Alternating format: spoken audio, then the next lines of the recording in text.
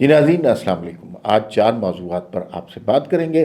پاکستان کے زر مبادلہ کے ذخائر میں حیران کن اضافہ، یہ کتنی اچھی خبر ہے، اس پہ بات کریں گے۔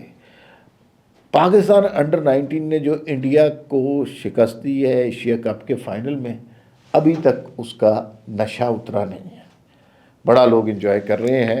اور اپوزیشن کی قومی کانفرنس ہوئی اور اس میں کن موضوعات پر بات ہوئی، کن موضوعات پر گفتگو رہ گئی، اس پر بات کریں گے۔ شہربانو نقوی صاحبہ جو ایس پی ہیں لاہور کی، ان کی ایک ویڈیو بڑی وائرل ہو رہی ہے، اور وہ اس میں کسی پوڈ کاسٹ میں وہ بیٹھی تھی۔ لوگ کہتے ہیں کہ وہ ساری کال جو ہے وہ پلانٹڈ تھی اور انہوں نے کوئی ڈرامہ کیا ہے، اس پہ بات کریں گے۔ آپ سے درخواست ہے کہ اس چینل کو سبسکرائب کر لیں، بیل آئیکن کو پریس کر لیں تاکہ ہر ویڈیو آپ کو بر وقت ملتی رہے۔ پہلے جی زر مبادلہ کے ذخائر کی بات کر لیتے ہیں۔ پاکستان کے زر مبادلہ کے ذخائر میں اچھا خاصا اضافہ ہو گیا ہے، اور یہ بہت ہی سگنیفیکنٹ چینج ہوئی ہے۔ 21.کچھ ارب ڈالر جو ہیں وہ ہمارے پاس اب ذخائر کی صورت میں موجود ہیں۔ یہ وہ دور ہے جو اس ملک کا، اگر ہم اس کو دیکھیں کہ دنیا میں جو زر مبادلہ کے ذخائر ہوتے ہیں اس میں اور اس میں کیا کوئی کمپیریزن ہے، تو یہ اس حساب سے تو بہت کم ہے۔ لیکن اگر پاکستان کے تناظر میں دیکھیں تو یہ تو وہ ملک تھا جسے لوگ کہتے تھے کہ سری لنکا بن جائے گا، اور کہہ رہے تھے کہ یہ تو بینک کرپٹ ہو جائے گا، جہاں IMF کو شکایتیں لگانے کے انتظامات کیے جا رہے تھے، اور ایک سیاسی جماعت نے اپنے وزیر خزانہ KP اور پنجاب کے انہیں حکم دیا کہ IMF کے ساتھ معاہدہ تہس نہس کرا دو۔ تو اس ملک کی یہ بہت بڑی اچیومنٹ ہے۔ دوسرا، یہ جو گروتھ ہے نا، یہ سٹیڈی گروتھ ہے، یہ ریڈیکل گروتھ نہیں ہے، یہ یوں اوپر کر کے نیچے نہیں گئی، یہ گریجول اور سٹیڈی گروتھ ہے۔ ہمیشہ اکانومیز کے لیے سٹیڈی گروتھ اچھی رہتی ہے، مطلب کسی بھی سٹیج پر انہیں یوں لگتا ہے، اس سے انویسٹرز کا حوصلہ بھی بڑھتا ہے، انہیں پتہ ہے کہ یہاں مستقل مزاج لوگ بیٹھے ہیں، یہاں پالیسیز جو ہیں وہ دیر پا پالیسیز ہیں، تو وہ اس حوالے سے چیزیں بہتر کرنے کی کوشش ہو رہی ہے۔ لیکن ایک المیہ ہے اس حوالے سے جو لوگوں کا پوائنٹ آف کنسرن ہے، کہ یہ عام آدمی تک اس کے اثرات نہیں پہنچ رہے ہیں۔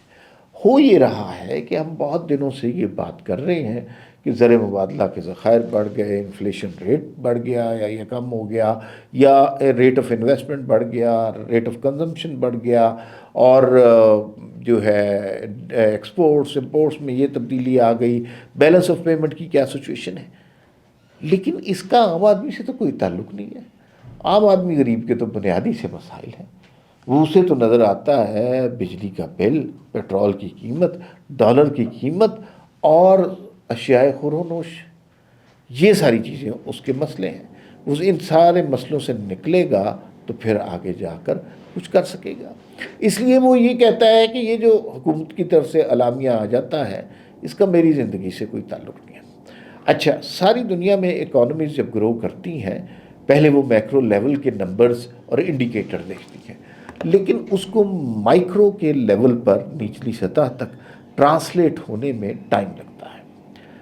ہمارے ہاں لوگوں میں قوت برداشت ختم ہو گئی ہے، اس لیے کہ ان کی جتنی پرچیزنگ پاور تھی وہ ہم نے زیرو کر دی ہے، اب لوگوں سے مزید برداشت نہیں ہوتا۔ تو حکومت کو اس معاملے میں جلدی کرنی چاہیے، دیر نہیں کرنی چاہیے، کہ جو ہم نے عام آدمی کو ریلیف دینا ہے اس کا کوئی نہ کوئی حل جلدی نکالنا چاہیے۔ زیادہ دیر غریب اب مزید یہ مہنگائی کی مار برداشت نہیں کر سکے گا۔ اب ہم چلتے ہیں اپنے دوسرے موضوع کی طرف، جس کا نشہ چڑھا ہوا ہے ساری قوم کو، اور وہ یہ ہے کہ انڈر 19 ٹیم انڈیا کی اور انڈر 19 ٹیم پاکستان کی آمنے سامنے، ایشیا کپ کا فائنل، اور پھر پاکستان نے وہ پھڑکاس لگائی ہے کہ طبیعت خوش ہوگی، 191 رن سے ہرا دیا۔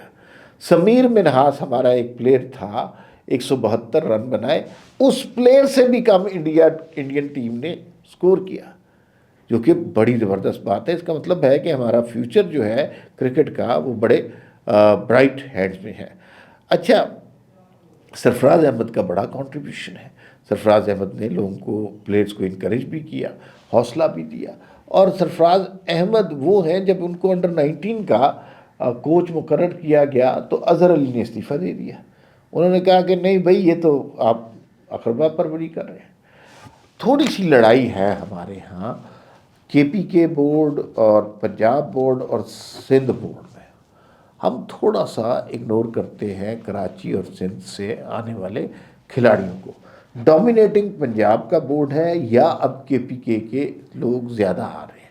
تو اس کو اس طرح نہیں ہونا چاہیے، یہ قومی ٹیمیں ہونی چاہیے، اس میں اس طرح کی تخصیص نہیں ہونی چاہیے. لیکن یہ ایک رویہ رہا ہے. ہم نے سرفراز احمد کے ساتھ اچھا سلوک نہیں کیا. وہ اتنا بڑا پلیئر ہے، اس نے کتنے بڑے بڑے ٹورنامنٹ ہمیں جتوائے ہیں، لیکن ہم نے اس سب کے باوجود انہیں بعض اوقات 12واں کھلاڑی بھی بنایا. اور پھر اس 12ویں کھلاڑی کے بعد ہم نے ان کو جوتے تولیے یہ پکڑوائے تو وہ مناسب نہیں لگتا. ان کی عزت کرنی چاہیے. ان کے کرکٹنگ کیریئر کی اختتام ایک اچھے طریقے سے ہونا چاہیے. لیکن بہت اچھا وہ کام کر رہے ہیں. اب بات کر لیتے ہیں جی قومی کانفرنس اپوزیشن کی. پہلی بات تو یہ ہے کہ کیا آپ اسے قومی کانفرنس کہہ سکتے ہیں؟ آپ اپنی پسند کی سیاسی جماعتیں بلائیں، اپنے پسند کے یوٹیوبرز بلائیں، پوڈ کاسٹر بلائیں، صحافی بلائیں اور کہیں جی یہ قومی کانفرنس ہوگی. نہ اس میں نون لیگ، نہ اس میں پیپلز پارٹی، نہ باقی ساری مذہبی جماعتوں کی ریپریزنٹیشن، نہ سارا میڈیا وہاں پر آیا ہوا. آپس میں کھیلنے کو قومی کانفرنس نہیں کہتے. اس کے اعلامیے میں البتہ یہ بات آئی کہ مذاکرات کی طرف کچھ محمود خان اچکزئی پیش رفت چاہتے ہیں. لیکن وہ پیش رفت کیسے ہو کہ جب ہم عمران خان جو ہیں وہ اپنا ٹویٹ کریں اور ایک دفعہ پھر فیلڈ مارشل کے خلاف بات کریں اور یہ کہیں کہ وہ ایک شخص کو سائڈ پہ کر رہے ہیں، ادارے کے خلاف نہیں کر رہے. یہ آج تک کبھی نہیں ہوا. مشرف کے خلاف بھی کیمپین کی گئی کہ وہ ادارے سے الگ کر کے، لیکن سکسیسفل نہیں ہوئی. ادارہ اپنے چیف کو آن کرتا ہے، پوری طاقت سے اس کے پیچھے کھڑا ہوتا ہے. تو یہ والی کہانیاں غلط ہیں اور اس میں میرے خیال میں عمران خان کی اسٹریٹجی اچھی نہیں ہوگی. فواد چودھری وغیرہ بھی یہ کوشش کر رہے ہیں کہ وہ بی ٹیم بنا کے، اصل میں وہ چاہتے ہیں کہ تحریک انصاف اصل والی جو ہے نا وہ ریوائیو ہو جائے. کیونکہ یہ اصل والی تحریک انصاف نہیں. اصل والی تحریک انصاف میں علیمہ خان کا کوئی رول نہیں تھا، عمران خان کی بہنوں کا کوئی رول نہیں تھا، بشریٰ بی بی کا کوئی رول نہیں تھا، اور ساتھ ساتھ اس میں سلمان اکرم راجہ کا کوئی رول نہیں تھا. یہ نئے کیریکٹر آ گئے ہیں جنہوں نے مارے کھائی قربانیاں دی، وہ کہیں پیچھے رہ گئے. تو یہ ابھی کی صورتحال ہے. ایک کوشش ہو رہی ہے بی ٹیم بنانے کی. کتنی سکسیسفل ہوتی ہے اس کے بارے میں حتمی طور پر نہیں کچھ کہا جا سکتا کہ کس حد تک وہ سکسیسفل ہوگی. آخر میں ہم بات کریں گے شہر بانو نقوی کی. وہ SP ہیں اور وہ ایک پوڈ کاسٹ میں بیٹھی ہوئی تھی اور وہاں پر انہیں ایک فون آ گیا. انہوں نے فون اٹھایا، انہوں نے اپنے SHO سے بات کی اور بات یہ کی کہ بھئی قتل ہو گیا ہے، اچھا ذرا یہاں پی لو کے. اور اس کے بعد وہ چلی گئی. اس کے بہت گھنٹے کے بعد آئیں اور انہوں نے اس واقعے کی تفصیلات بیان کر دی. اچھا اب لوگ کہہ رہے ہیں کہ یہ انہوں نے ڈرامہ کیا یا انہوں نے اس طرح کی چیز کی، پلانٹڈ سب کچھ کیا، لیکن ایسا نہیں تھا.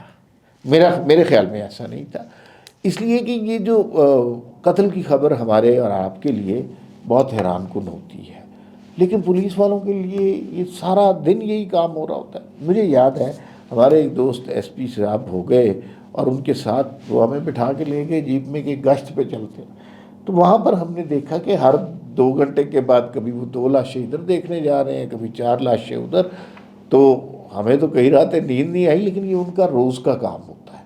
تو وہ شہر بانو نقوی کے لیے بھی یہ کوئی ایسی حیران کن بات نہیں ہوتی. اسی طرح جیسے ڈاکٹر کے سامنے اگر کسی کی ڈیتھ ہو جائے تو زندگی کا سب سے بڑی ٹریجڈی جو موت ہے نا، لیکن چونکہ وہ امیون ہو چکے ہوتے ہیں، ان کا روز کا کام ہوتا ہے، تو ڈیتھ کی خبر سے انہیں کوئی فرق نہیں. وہ ہنستے، قید کے لگاتے، گانے سنتے، اسی طرح ہوتے ہیں نا، اس لیے کہ ان کے پاس اگلے لمحے کوئی اور پیشنٹ آ جانا ہے، اس کی زندگی انہوں نے بچانی ہے. تو شہر بانو نقوی کے حوالے سے سوشل میڈیا زیادہ کریٹیکل ہو گیا ہے، انہیں زیادہ جو ہے شور مچا رہا ہے ان کے خلاف. میرے خیال میں ایسی کوئی بات نہیں ہے، اینڈ وہ پلانٹڈ نہیں تھا. مجھے تو وہ اوریجنل لگتا ہے. خیر، آپ سے اب اس وقت اتنا ہی ہے، پھر ملاقات ہوگی. اللہ حافظ.